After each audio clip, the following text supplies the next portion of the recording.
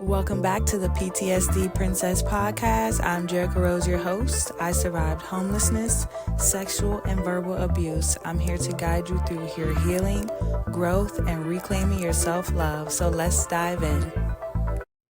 Well, welcome back to the PTSD Princess Podcast. I'm Jerica Rose, your host, and today I am talking about roommates to soulmates.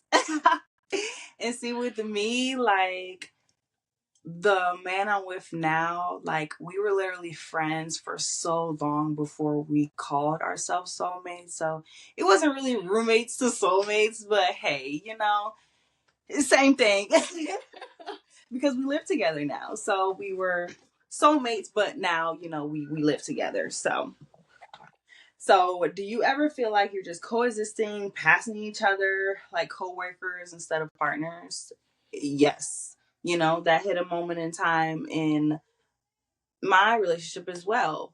You know, he probably didn't feel like that, but I felt like that. I just didn't feel heard. And that's another reason why I went to trauma therapy, because I feel like he didn't understand me. Nobody around me understood me. So I had to go see somebody, some professional help.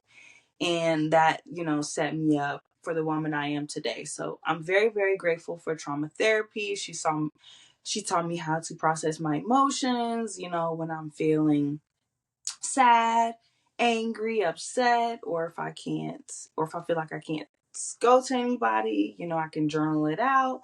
Those type of things, like learning how to understand your wants and your needs and your desires before you can expect somebody else to do that for you. Let's fix that so you can actually feel connected again with your partner. Tip number 1, revisit the good old days. That's the best thing that I could tell you, for real. Like, especially if you really want to get your spark back going again with your man, revisit the old days. What did you guys do for fun? How did y'all meet? How did you get set up with him? How did you guys even say, you know what?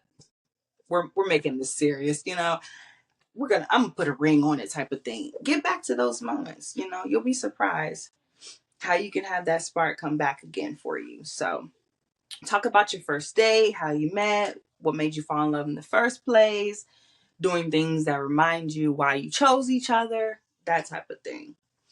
And tip number 2, set a weekly no logistics talk. I know it sounds weird. It means no bills, no kid schedules, just you two chatting like humans. I always talk about this communication game with me and my boyfriend that we play. Literally no distractions, no headphones, no TV, no nothing. Just in the room, we hold our hands, we put on a 30-second timer. One person talks whatever they want to say, what's on their mind, while the other person be quiet. That's vice versa, and then after the game is over, you guys talk about what you just said to each other. Get what's off of your mind. The healthier the communication, the healthier relationship. Like, for real. Speaking for myself, because I didn't learn these things in my relationship and I started to lose myself. I started to date different men that didn't respect me, cheating on me and, just treat me like I'm just type of like I'm nothing. Like, no, we are queens and we are going to stand up for ourselves, especially in a relationship. All right. So tip number 3, touch more.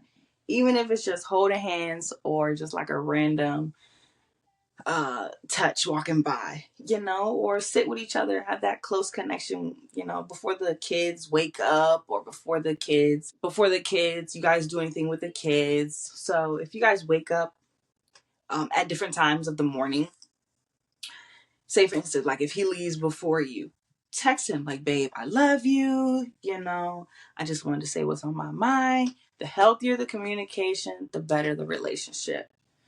So if you can remember that one tip, you'll be good to go, no matter what relationship you're in, or if you want to find love, but your partner will respect you more if you say what's on your mind. Don't hold nothing back, no matter the outcome.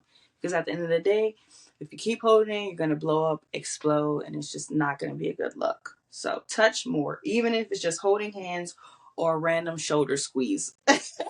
literally.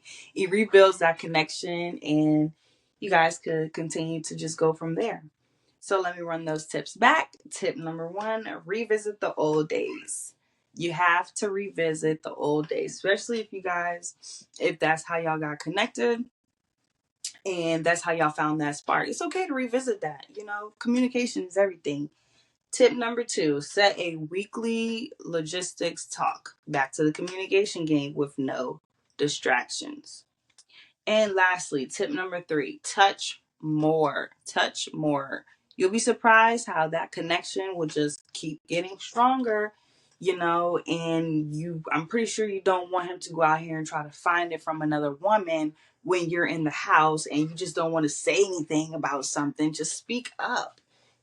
Being vulnerable is the new sexy. I hope you enjoyed those tips. And yes, thank you for tuning in this episode. If you are on Spotify, thank you for following. And if you are on YouTube, hello, hello, hello. Make sure you subscribe so you don't miss an episode. And I'll see you in the next one. Bye bye.